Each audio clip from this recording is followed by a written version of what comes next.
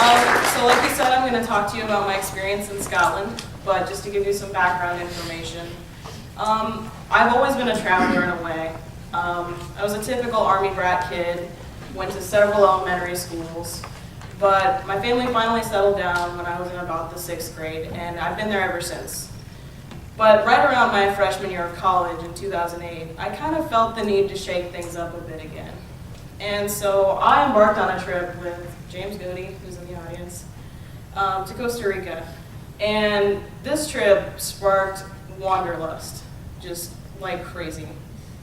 After I diverged from the beaten path, sometimes literally, into areas most tourists never see or can even access, I knew that I wanted to spend a semester abroad somewhere.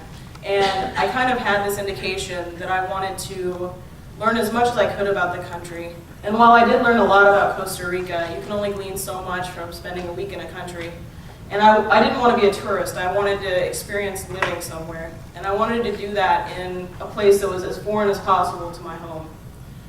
But the program in Scotland offered by Monmouth College through the University of the Highlands and Islands at the Scottish Association for Marine Science, or thankfully SAMS for short, in Oban, Scotland, allowed me to specialize my studies a bit more in something that I would not have been able to do in the Midwest, which was amazing. And it was also incredibly affordable.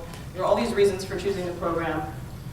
I'm not gonna lie, I was a little bit disappointed with myself for almost choosing a country that was so similar to my own. But this trip ended up being a huge step out of my comfort zone, and it was a lot different than I thought it would be. And this trip has been instrumental in my personal development.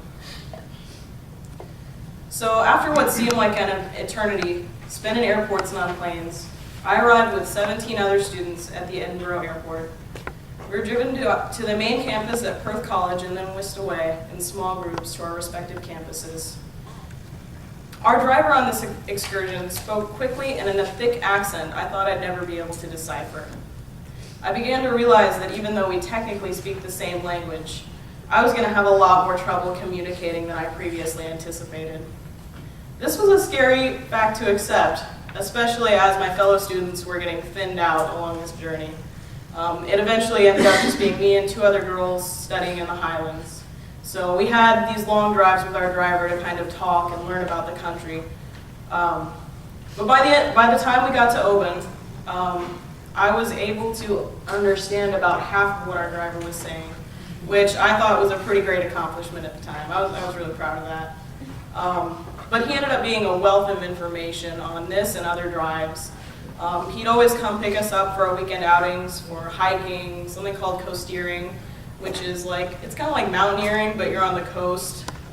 This is a map of the town where I stayed, by the way. So we go on all these adventures, and on the way, we talk politics and about his perspectives from Scotland. And I came to understand the complex being that is the United Kingdom. As you may or may not know, Scotland is currently campaigning for its independence from the UK. And I quickly learned why this country might want to do such a thing. I learned that Scotland is an extremely rich region in terms of natural resources and tourist attractions, and has a lot going for it economically. And infrastructure and things like that are often denied. For example, the condition of the roads in Scotland was a frequent complaint of those I talked to.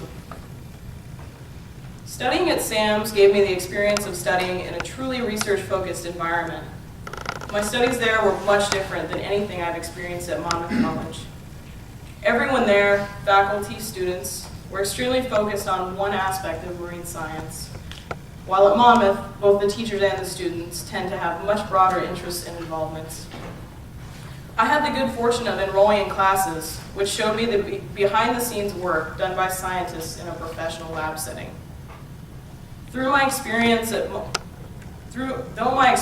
Monmouth has taken me out of the classroom to experience ecological research and things like that, the variety and frequency of the trips outside the classroom were much greater at SAMS.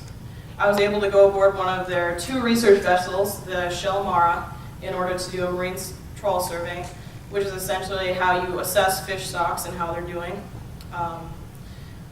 Later, in a laboratory portion for a course, we learned how to identify and count algae that can cause amnesic and paralytic shellfish poisoning that the lab is actually paid to assay. So that was really neat. And then later in the semester, we got to observe a veterinary pathologist performing a post-mortem, and that's an adult seal that was washed up.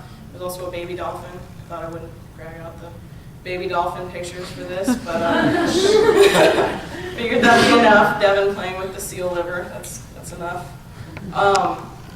But studying at this school that only had 60 students, I mean, really it's a research lab with an undergraduate program as an afterthought.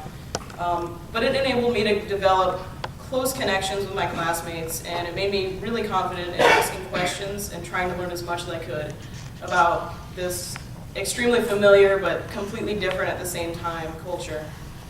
One of the main things I got out of this experience was a lasting connection with all the people I met in Scotland.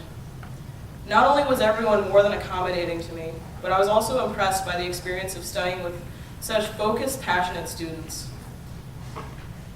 The students at SAMS obviously really wanted to be there, and you could see that in their dedication and interest when it came to the classes they participated in. It was extremely fulfilling to be able to occasionally discuss issues brought up in the classroom later on at the pub. Many of the people I studied with were also involved in industries directly related to the study of marine science, such as being fishermen, aquaculturists. I knew a guy who used to run a whale watching boat. So it kind of gave me a different perspective rather than just the scientific side of marine resources and marine science. It's important to take into account the concerns of both fishermen and the scientists when you're looking at any problem. And that's become clear to me through my liberal arts education. And SAMS has helped me just hammer this home and get that first-hand account of what things are like for the people who are trying to make a profit off of this resource, and not just from a sustainability point of view. And this has actually inspired the subject of my honors capstone project, which is on modern sustainable aquaculture. I still keep in touch with many of these people I met in Scotland, a feat which has been facilitated by the ease of online communication. Skype is awesome. All in all, my experience in Scotland delivered everything I expected of it and more. I came out of this experience feeling proud that I could find a niche in this new place with very little help adjusting. The greatest indication of my success came from a comment from a close friend from Scotland. She said that other exchange students had come and gone from SAMS, but that none of them had gotten as integrated with the people or the program at SAMS as much as I had. I left Scotland with far more than technical experience and fun times. I left with the understanding that I had made a life for myself in a new foreign place, and that I could do it again in a heartbeat. Now, as I'm figuring out what I want to do after graduation and where I want to be, the concept of relocating doesn't seem so daunting. Scotland has given me the confidence to move forward with my life, no matter where on the map it puts me. And I just like to give a quick shout out to Monmouth College and the grants that made me able to go, the donors that helped, my wonderful hosts, and he's not on here, but Dr. James Godey for helping inspire the travel bug in me. Thank you guys.